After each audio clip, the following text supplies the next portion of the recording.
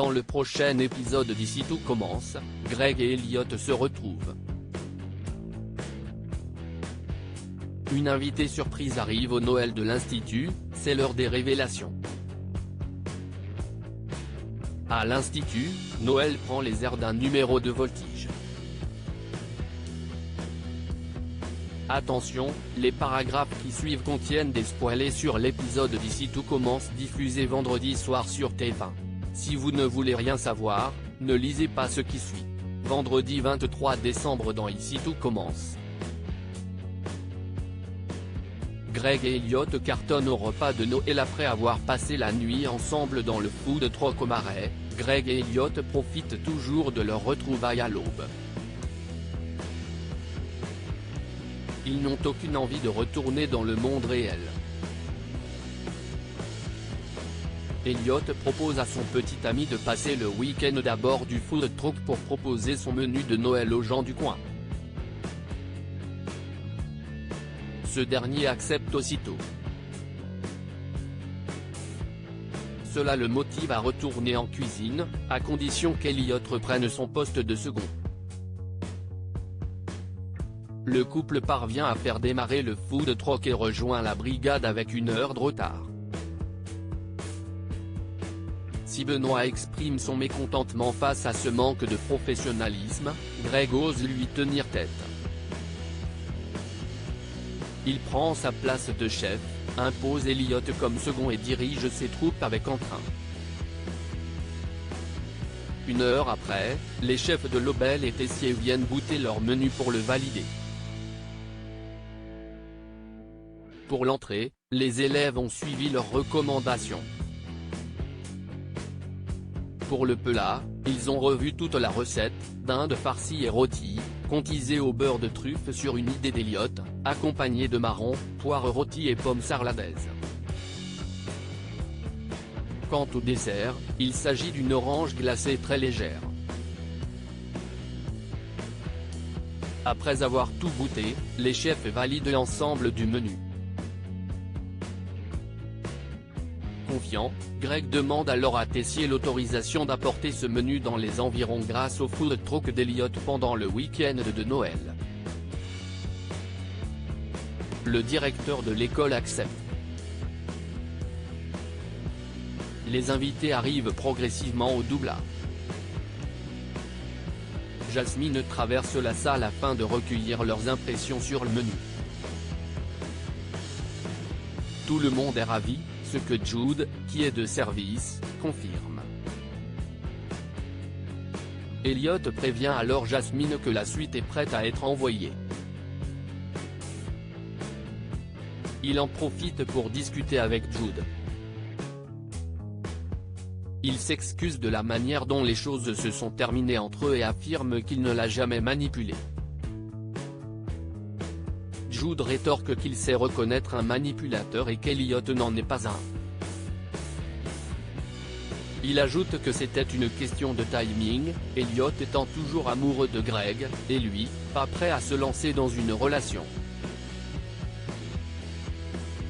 Elliot est rassuré par son discours. À la fin du service, la brigade de Noël est applaudie par les clients du Doubla. Parmi eux, Benoît et Delphine, très fiers de leur fils. Ils ont d'ailleurs de grands projets pour lui et comptent lui en parler après Noël. Une fois leur travail terminé, Jasmine, Elliot et Greg rejoignent les de Lobel, ainsi que Naël. Ils se réunissent pour une photo, puis trinquent à leur succès. Plus tard, dans le parc de l'Institut, Greg confie à Jasmine qu'il va demander Elliot en mariage. Laetitia et Kelly découvrent le pot rose avant de partir à son cours d'équitation. Alicia fait part à son père de son envie de venir visiter la boutique éphémère de l'Institut. Thomas rétorque que ce n'est pas une bonne idée car il sera trop accaparé par son travail et ne pourra pas lui accorder de son temps.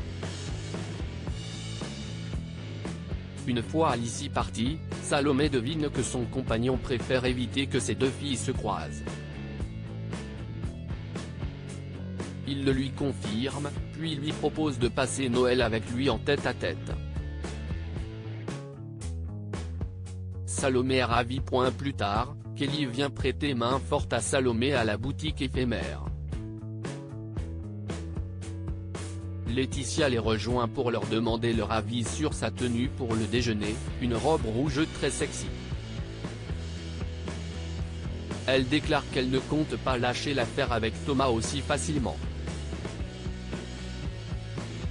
Pendant le déjeuner de Noël, Salomé est de service. Elle observe Thomas être complice avec Laetitia et Kelly.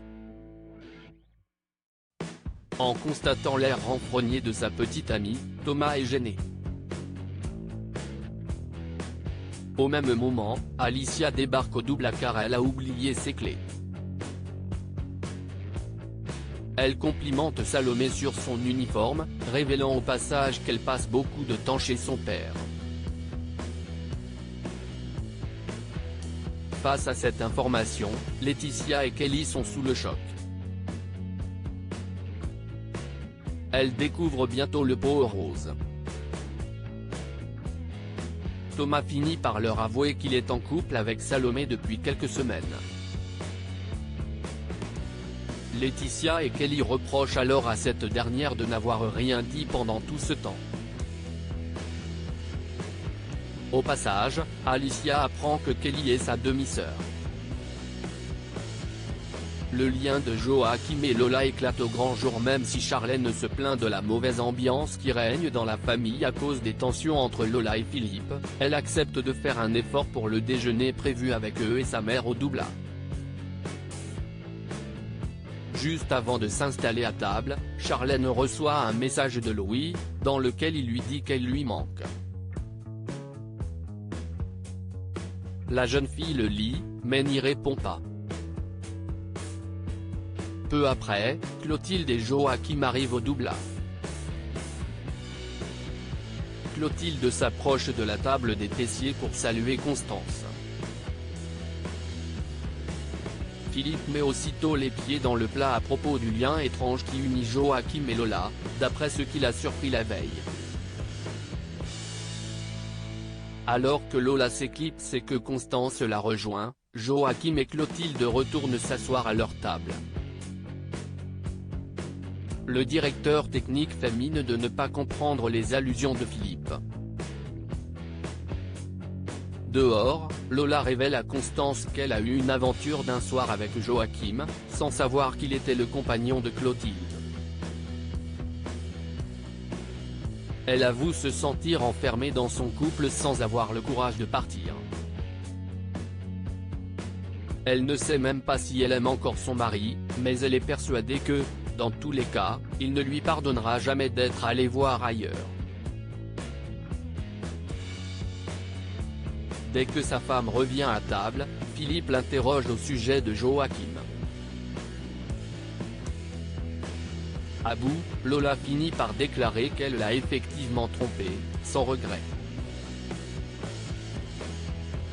Philippe se lève de table pour régler ses comptes avec Joachim, qui se lève à son tour. Au même moment, Emmanuel présente sa traditionnelle bûche de Noël aux invités du restaurant. En voyant la scène, Axel s'interpose entre son père et Joachim pour les empêcher de se battre. Philippe met alors une droite à son fils.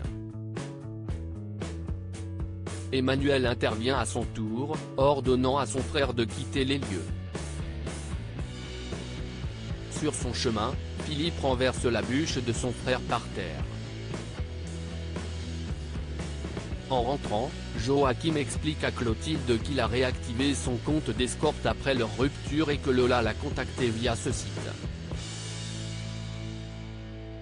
Il admet qu'il ignorait qu'elle faisait partie de la famille Tessier. Il avoue également avoir couché avec elle, mais promet à Clotilde qu'il n'a jamais cessé de l'aimer. Néanmoins, cette dernière ne supporte pas ses mensonges à répétition et préfère en finir avec lui une bonne fois pour toutes.